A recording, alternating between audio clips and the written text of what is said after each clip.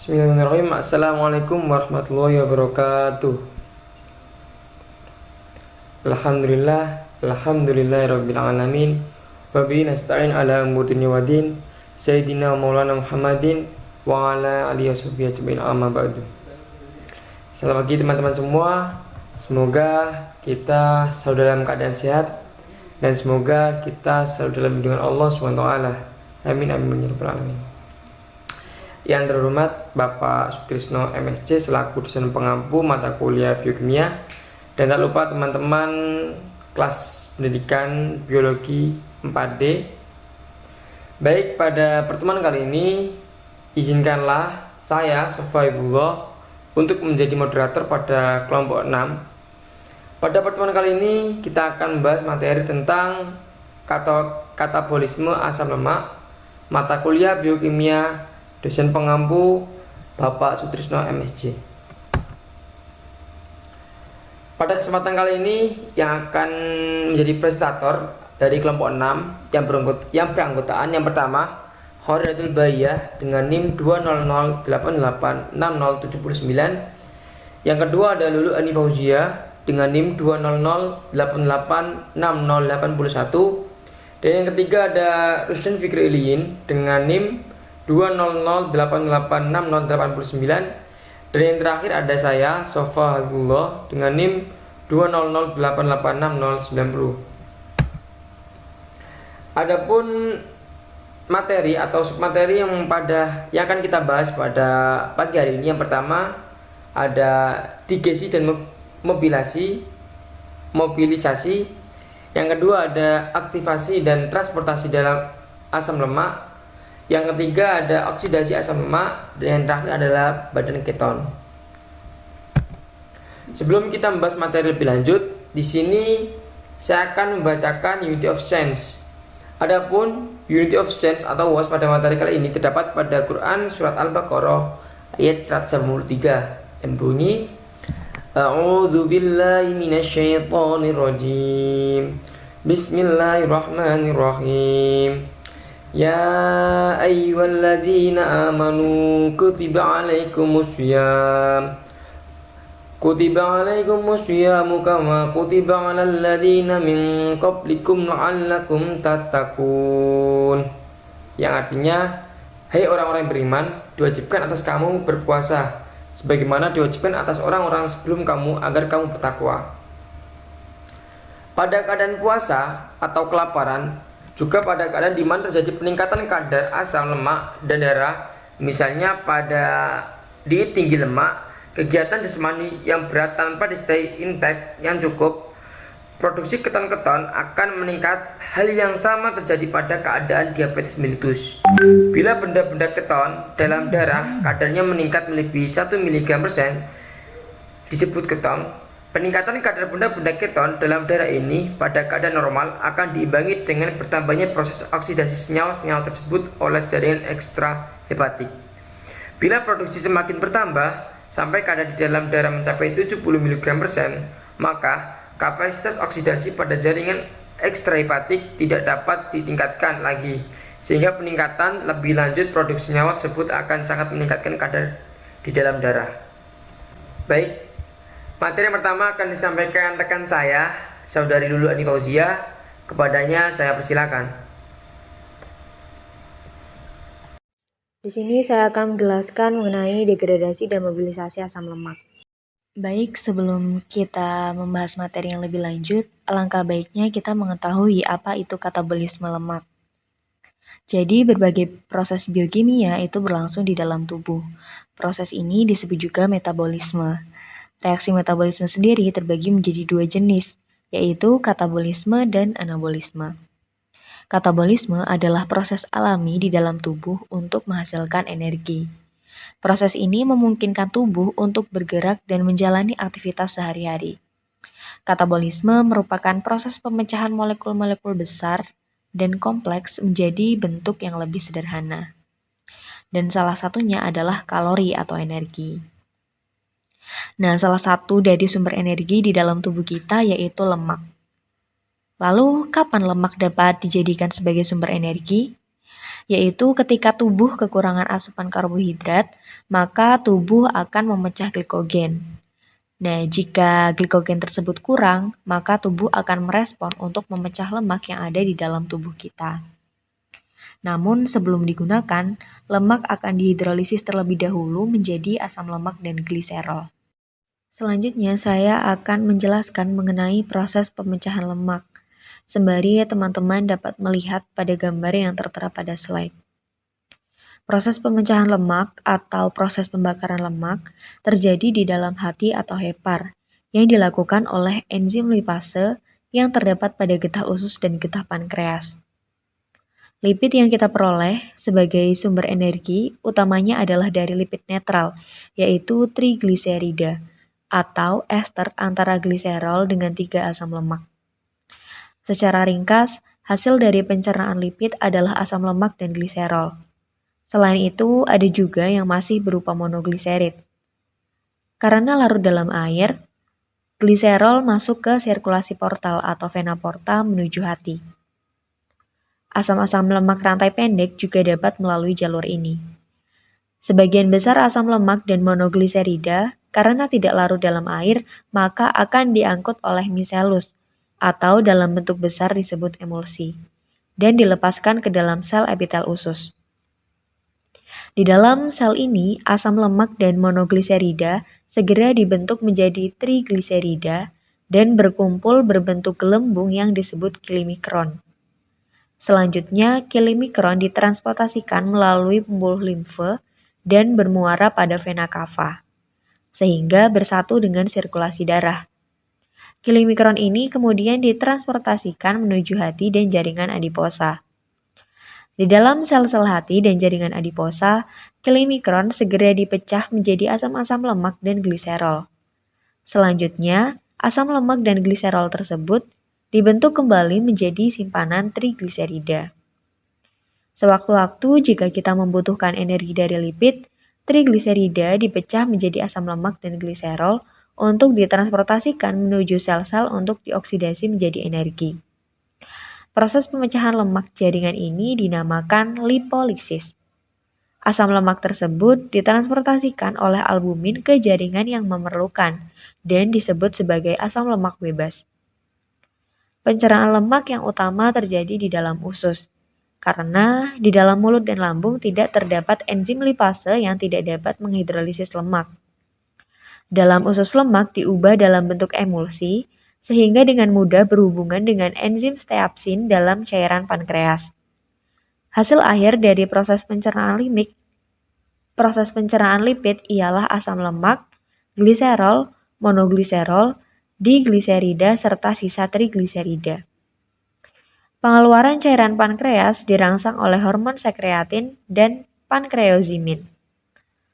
Lemak yang keluar dari lambung masuk ke usus merangsang pengeluaran hormon kolesistokinin yang pada gilirannya menyebabkan kantung empedu berkontraksi hingga mengeluarkan cairan empedu ke dalam duodenum.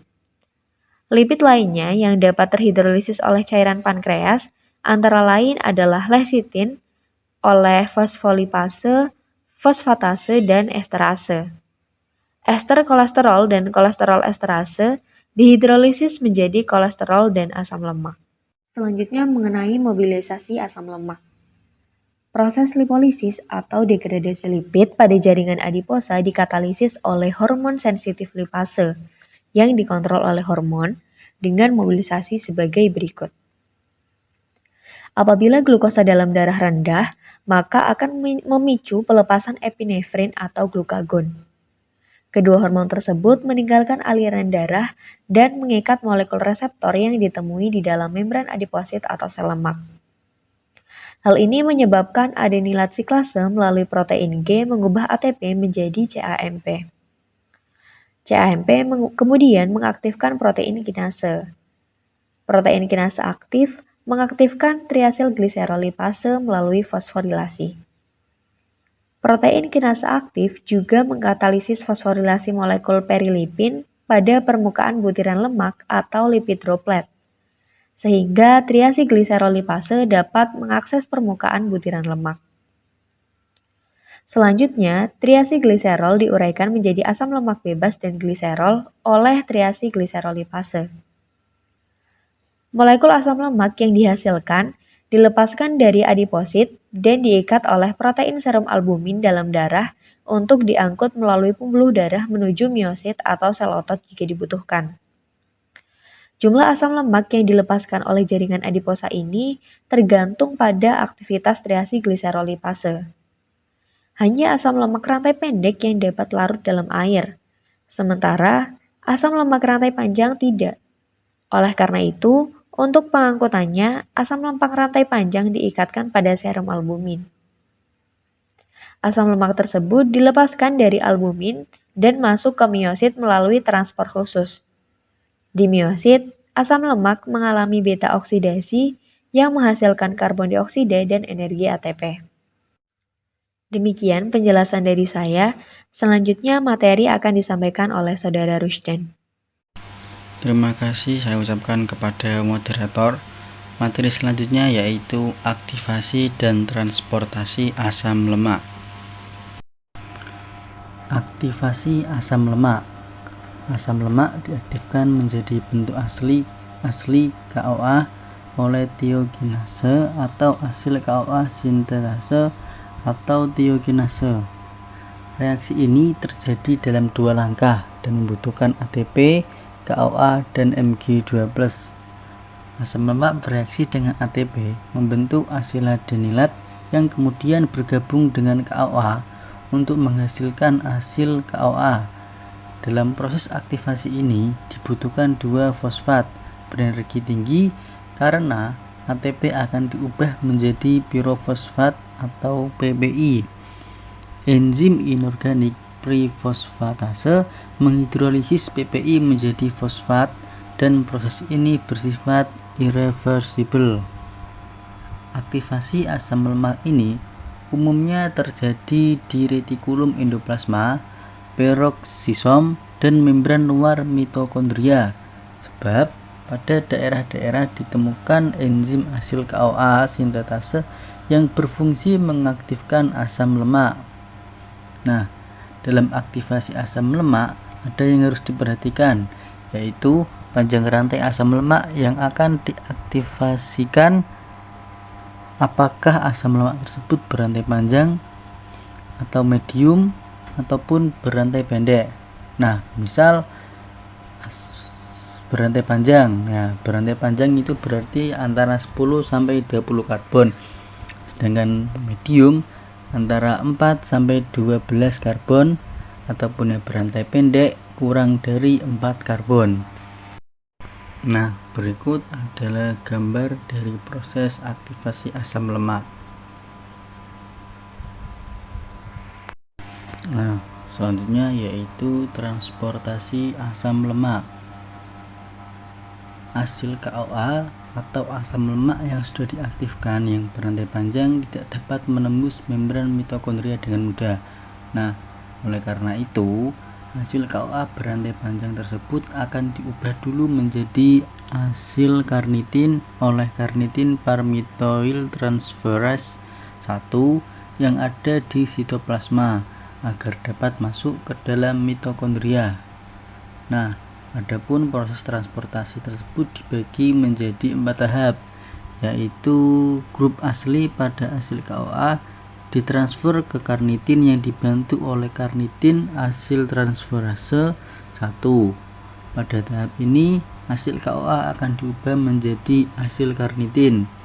Yang kedua, setelah menjadi asil karnitin, maka asil karnitin akan dibawa masuk menembus membran mitokondria sampai ke matriks oleh protein karier. Nah, selanjutnya yang ketiga akan menjadi karnitin asil transferase 2. Nah, karnitin asil transferase 2 ini yang berada di membran dalam mitokondria akan mengkonversi asil karnitin menjadi asil KOA kembali, sedangkan karnitin akan dilepas. Dan yang terakhir, karnitin akan dilepaskan ke sitoplasma untuk digunakan kembali.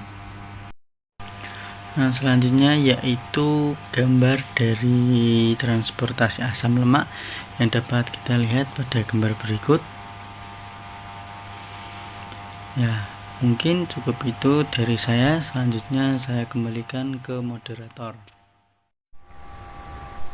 Baik, sebelumnya saya sampaikan terima kasih kepada rekan saya, Saudara Rusdan. Baik, selanjutnya adalah materi yang ketiga, yaitu tentang oksidasi asam lemak yang akan saya sampaikan sendiri. Oksidasi asam lemak. Saat tubuh dalam keadaan lapar atau puasa dan tidak ada asupan makanan, tubuh mampu menggunakan lemak sebagai sumber energi menggantikan karbohidrat. Lemak-lemak di dalam tubuh akan dipecah menjadi asam lemak yang selanjutnya akan didegradasi melalui oksidasi alfa dan oksidasi beta. Oksidasi alfa akan memecah asam lemak menjadi molekul dengan satu atom C, sedangkan oksidasi beta memecah asam lemak menjadi molekul dengan dua atom C. Oksidasi beta atau sering disebut juga dengan oksidasi asam lemak adalah proses pemecahan asam lemak menjadi asam asetil CoA yang akan diproses lebih lanjut menghasilkan energi dalam bentuk ATP. Proses pemecahan atau degradasi asam lemak pada eukariotik terjadi di mitokondria. Jadi, asam lemak yang ada di sitoplasma harus dibawa ke mitokondria dulu agar dapat berlangsung oksidasi beta. Asam lemak yang terdapat pada sitoplasma harus diaktifasi terlebih dahulu menjadi asil lemak atau CoA sebelum masuk ke mitokondria. Asil lemak CoA tidak dapat begitu saja menembus membran mitokondria. Molekul tersebut harus dibawa oleh pembawa atau karir yang disebut karnitin. Asil lemak CoA akan diberikan dengan karnitin membentuk asil lemak karnitin dengan menembus membran mitokondria. Di dalam mitokondria, asil lemak karnitin akan bereaksi dengan koenzim A sehingga terbentuk asil lemak CoA dan karnitin kembali. Karnitin kemudian akan keluar dari mitokondria untuk membawa asil lemak CoA yang lainnya. Selanjutnya adalah proses oksidasi asam lemak. Adapun prosesnya yang pertama yaitu proses dehidrogenasi. Asil lemak CoA dengan enzim asil CoA dihidrogenasi menghasilkan senyawa enoil CoA. Pada reaksi ini, FAD sebagai koenzim diproduksi menjadi FADH2. Yang kedua yaitu ikatan rangka pada enoil CoA dihidrasi menjadi hidroksisasil CoA oleh enzim enoil CoA hidratase. Selanjutnya yang ketiga yaitu hidroksiasil CoA dioksidasi menjadi ketoasil CoA menggunakan enzim beta hidroksiasil CoA dihidrogenasi. Pada reaksi ini NAD sebelum koenzim direduksi menjadi NADH. Yang keempat yaitu reaksi tahap akhir di mana beta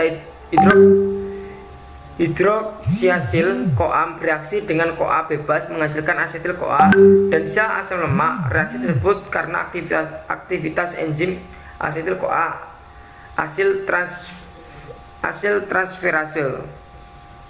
Dan yang terakhir yang kelima yaitu asetil CoA akan lepas dan masuk dalam siklus Krebs untuk menghasilkan energi, sedangkan sisa asam lemak akan mengulangi reaksi dari awal agar dapat menghasilkan asetil CoA lainnya.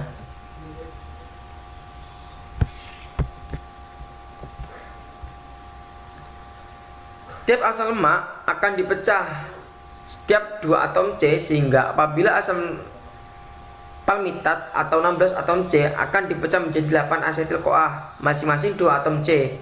Asetil CoA 7 kemudian dapat masuk ke dalam siklus Krebs untuk menghasilkan ATP. Karena tiap jenis asam lemak memiliki atom C yang bervariasi, maka jumlah asetil CoA yang dihasilkan berbeda-beda. Sebagai contoh, asam palmitat dipecah menjadi molekul asetil CoA, asam oleat menjadi 9 asetil CoA, dan asam arokidonat menjadi 10 asetil CoA. Molekul asetif CoA akan masuk siklus Krebs untuk menjalani serangkaian proses untuk menghasilkan ATP. Beta oksidasi terdiri dari pemisahan 2 atom karbon asam lemak pada suatu waktu dalam bentuk asetat yang selalu mengoksidasi karbon ketiga C3 atau karbon beta, mulai dari ujung karboksil atau atom yang dengan nomenklatur lama diindikasikan sebagai karbon beta. Untuk alasan ini seluruh proses disebut beta oksidasi. Beta oksidasi merupakan proses yang terjadi dalam matriks mitokondria dan terkait dengan erat siklus Krebs, atau untuk oksidasi asetat lebih lanjut dan ke rantai pernapasan, atau untuk reoksidasi koenzim NAD dan FAD. Baik, sekian dari materi saya. Materi selanjutnya akan disampaikan rekan saya, Saudari Khoridatul Baya. Kepadanya saya persilakan. Baik, untuk materi terakhir yaitu badan keton. Badan keton merupakan 3 senyawa yang diproduksi ketika asam lemak dipecah untuk energi dalam hati dan ginjal larut dalam air. 2 dari 3 digunakan sebagai sumber energi di jantung dan otak, sementara yang ketiga adalah produk limbah yang dikeluarkan dari tubuh. Di otak, badan keton adalah sumber penting dari energi selama berpuasa. Meskipun disebut badan, mereka zat terlarut, bukan partikel. Ketiga badan keton endogen adalah aseton, asam asetoasetat, dan asam beta hidroksibutirat. Meskipun asam beta hidroksibutirat secara teknis bukan keton, melainkan asam karboksilat. Badan keton lain seperti beta ketopentanoate dan beta hidroksipentanoate dapat dihasilkan sebagai hasil dari metabolisme trigliserida sintetis seperti triheptanoin. Badan keton ini dapat digunakan untuk energi. Nah, badan keton yang diangkut dari hati ke jaringan lain di mana asetoasetat dan beta hidroksibutirat dapat dikonversi menjadi asetil-CoA untuk menghasilkan energi melalui siklus asam sitrat. Jantung mendapat sedikit energi dari badan keton kecuali dalam keadaan khusus, terutama menggunakan asam lemak. Otak mendapat porsi energi dari badan keton ketika glukosa kurang tersedia, misalnya selama puasa, olahraga berat, rendah karbohidrat, diet ketogenik, dan pada neonatus. Dalam hal glukosa darah yang rendah, sebagian besar jaringan lain memiliki sumber energi tambahan selain badan keton seperti asam lemak, tetapi otak tidak. Setelah diet, telah diubah untuk menurunkan glukosa darah selama 3 hari. Otak mendapatkan 25% energi dari badan keton setelah sekitar 4 hari. Ini berjalan sampai 70% selama tahap awal otak tidak membakar keton, karena mereka merupakan substrat yang penting untuk sintesis lipid di otak. Badan keton ini dimanfaatkan oleh jaringan ekstrahepatik melalui konversi hidroksibutirat menjadi asetoasetat dan dari asetoasetat menjadi asetoasetil koenzim A. Tahap pertama melibatkan reaksi bolak-balik dehidronase beta hidroksibutirat dan reaksi kedua melibatkan kinerja enzim asetoasetat suksinil koenzim A transferase yang juga disebut ketoasil koenzim A transferase. Nah, untuk gambar pada slide itu adalah jenis badan keton terdiri dari asetoasetat, beta hidroksibutirat, dan aseton. Untuk selanjutnya yaitu produksi badan keton.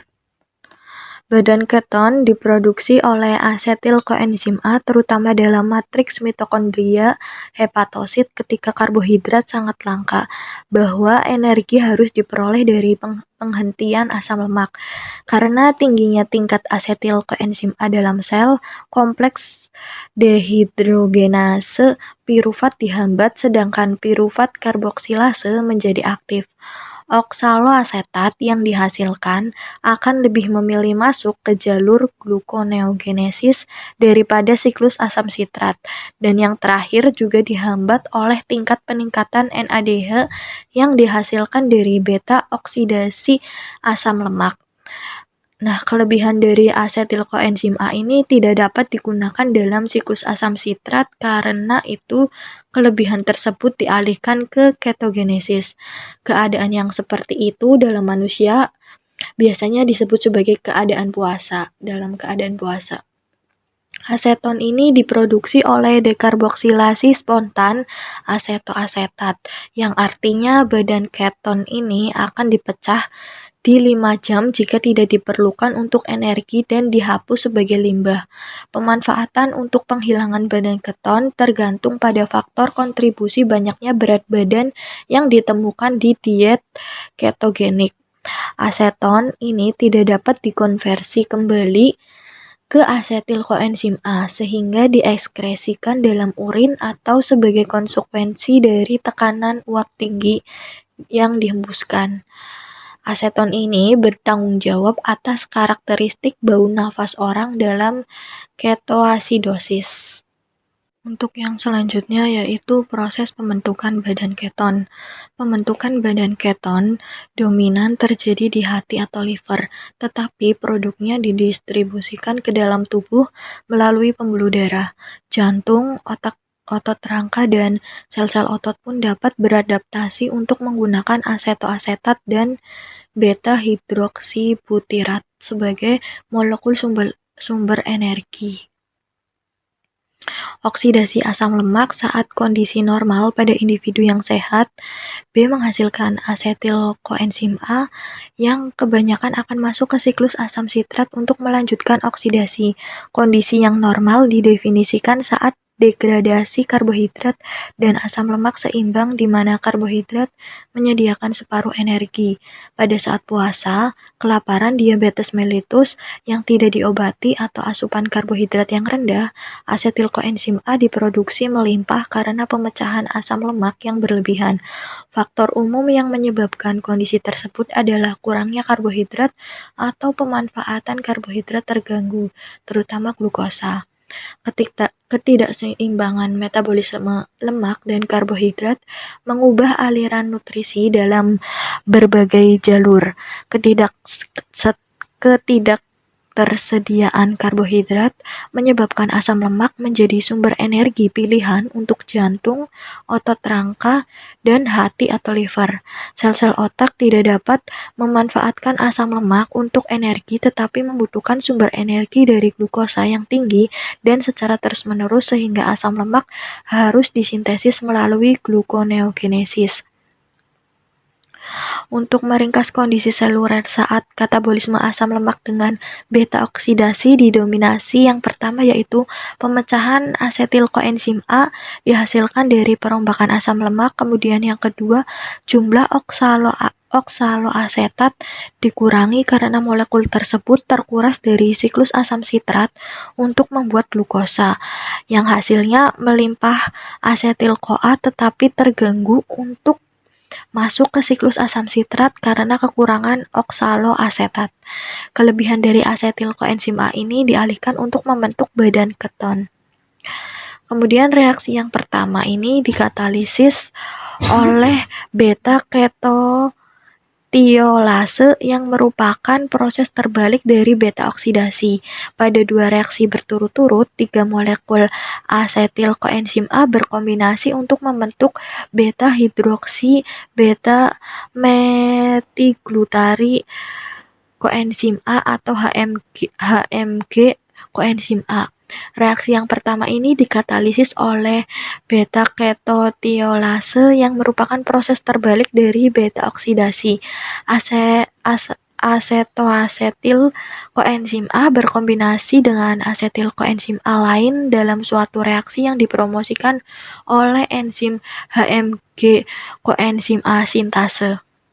Produknya yaitu HMG koenzim A dipecah oleh HMG koenzim A liase menjadi asetoasetat dan asetil koenzim A.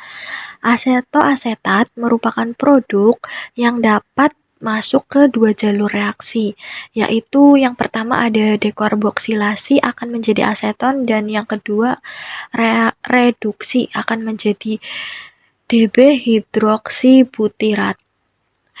Sebagai catatan, hanya 2 dari 3 produk badan keton yang biasanya bersifat keton. Aseton, zat yang stabil dikeluarkan dari tubuh selama proses bernapas dan mudah dikenali pada napas seseorang yang berpuasa atau pasien diabetes yang tidak diobati. Untuk proses pembentukan badan keton dapat dilihat gambarnya pada slide. Untuk yang terakhir yaitu ketosis. Ketosis adalah kondisi liver memproduksi keton sebagai energi untuk seluruh tubuh. Umumnya, orang mengalami ketosis ketika tidak memiliki persediaan karbohidrat yang cukup untuk dibakar, maka sebagai gantinya tubuh akan membakar cadangan lemak. Waktu yang dibutuhkan untuk mencapai kondisi ketosis adalah sekitar 2-4 hari setelah tubuh mengonsumsi kurang dari 20-50 gram karbohidrat per hari. Ketosis ini secara umum dapat terjadi pada dua keadaan klinis, yaitu DM dan kelaparan. Faktor-faktor yang meningkatkan terjadinya ketosis yaitu yang pertama kekurangan KH dengan akibat mobilisasi FFA sehingga FFA meningkat dalam sirkulasi. Dengan sendirinya asetil koenzim A akan meningkat juga. Yang kedua yaitu pada keadaan kelaparan, persediaan glikogen terpakai habis hingga oksidasi glukosa akan menurun. Untuk energi yang akan digunakan adalah lemak, sehingga sintesis asam lemak menurun. Kemudian yang ketiga yaitu pengaruh insulin yang menekan proses ketogenesis dan memacu proses oksidasi benda keton pada jaringan ekstrahepatik. Pada keadaan kelaparan atau DM, kadar insulin dalam tubuh menurun hingga proses ketogenesis meningkat, oksidasi benda-benda keton menurun.